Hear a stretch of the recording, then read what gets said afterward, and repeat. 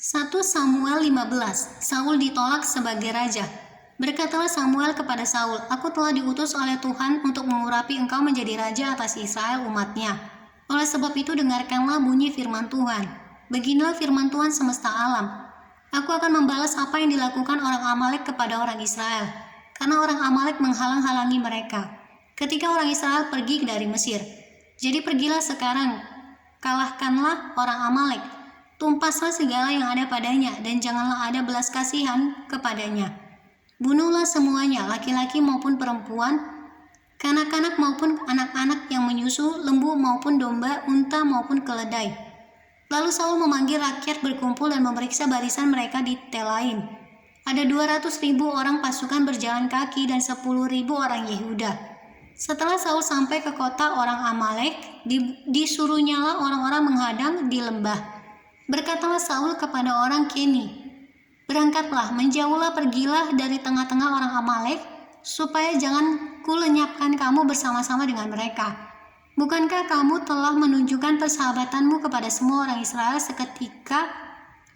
ketika mereka pergi dari Mesir?" Sesudah itu menjauhlah orang Keni dari tengah-tengah orang Amalek.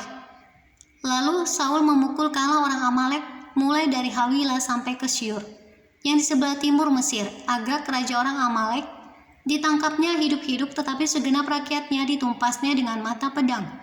Tetapi Saul dan rakyat itu menyelamatkan Agag dan kambing domba dan lembu-lembu yang terbaik, dan tambun, pula anak domba dan segala yang berharga.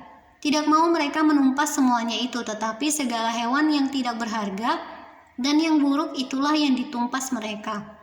Lalu datanglah firman Tuhan kepada Samuel demikian, "Aku menyesal karena aku telah menjadikan Saul raja, sebab ia telah berbalik daripada aku dan tidak melaksanakan firman-Ku." Maka sakit hatilah Samuel dan ia berseru-seru kepada Tuhan semalam-malaman. Lalu Samuel bangun pagi-pagi untuk bertemu dengan Saul. Tetapi diberitahukan kepada Saul demikian, Saul telah ke Karmel tadi dan telah didirikannya baginya suatu tanda peringatan. Kemudian ia balik dan mengambil jurusan ke Gilgal. Ketika Samuel sampai kepada Saul, berkatalah Saul kepadanya, "Diberkatilah kiranya engkau oleh Tuhan, aku telah melaksanakan firman Tuhan." Tetapi kata Samuel, "Kalau begitu apakah bunyi kambing domba yang sampai ke telingaku dan bunyi lembu-lembu yang kudengar itu?"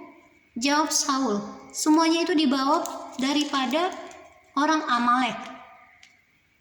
Sebab rakyat menyelamatkan kambing domba dan lembu-lembu yang terbaik dengan maksud untuk mempersembahkan korban kepada Tuhan Allahmu. Tetapi selebihnya telah kami tumpas." Lalu berkatalah Samuel kepada Saul, "Sudahlah, aku akan memberitahukan kepadamu apa yang difirmankan Tuhan kepadaku tadi malam." Kata Saul kepadanya, "Katakanlah." Sesudah itu berkatalah Samuel, "Bukankah engkau walaupun engkau kecil pada pemandanganmu sendiri telah menjadi kepala atas suku-suku Israel? Dan bukankah Tuhan telah mengurapi engkau menjadi raja atas Israel? Tuhan telah menyuruh engkau pergi dengan pesan, pergilah tumpaslah orang-orang berdosa itu, yakni orang Amalek, berperanglah melawan mereka sampai engkau membinasakan mereka. Mengapa engkau tidak mendengarkan suara Tuhan? Mengapa engkau mengambil jarahan dan melakukan apa yang jahat di mata Tuhan?" Lalu kata Saul kepada Samuel, "Aku memang mendengarkan suara Tuhan dan mengikuti jalan yang telah disuruh Tuhan kepadaku, dan aku membawa Agag, raja orang Amalek, tetapi orang Amalek itu sendiri telah kutumpas.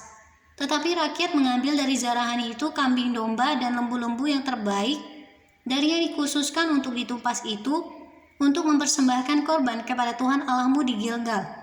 Tetapi jawab Samuel, "Apakah Tuhan itu berkenan kepada korban bakaran dan korban sembelihan sama seperti kepada mendengarkan suara Tuhan? Sesungguhnya mendengarkan lebih baik daripada korban sembelihan, memperhatikan lebih baik daripada lemak-lemak domba jantan. Sebab pendurhakaan adalah sama seperti dosa bertenung, dan kedegilan adalah sama seperti menyembah berhala dan terafim. Karena engkau telah menolak firman Tuhan, maka ia telah menolak engkau sebagai raja." Berkatalah Saul kepada Samuel, "Aku telah berdosa sebab telah kulangkahi titah Tuhan dan perkataanmu. Tetapi aku takut kepada rakyat, karena itu aku mengabulkan permintaan mereka. Maka sekarang ampunilah kiranya dosaku, kembalilah bersama-sama dengan aku, maka aku akan sujud menyembah kepada Tuhan." Tetapi jawab Samuel kepada Saul, "Aku tidak akan kembali bersama-sama dengan engkau, sebab engkau telah menolak firman Tuhan. Sebab itu Tuhan telah menolak engkau sebagai raja atas Israel."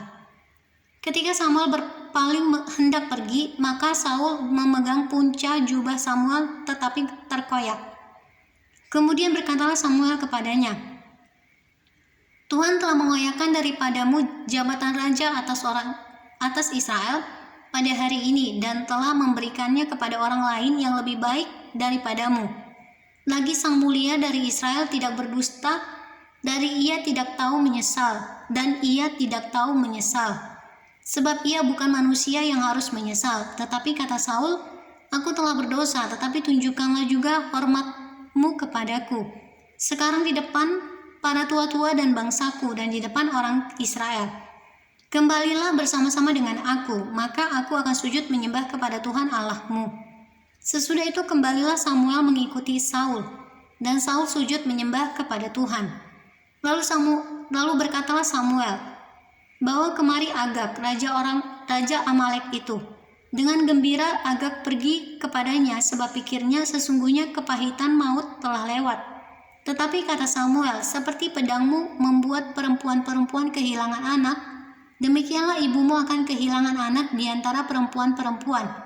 Sesudah itu Samuel mencincang Agag di hadapan Tuhan di Gilgal. Kemudian Samuel pergi ke Rama, tetapi Saul pergi ke rumahnya di Gibea. Sampai hari matinya Samuel tidak melihat Saul lagi. Tetapi Samuel berduka cita karena Saul, dan Tuhan menyesal karena ia menjadikan Saul raja atas Israel.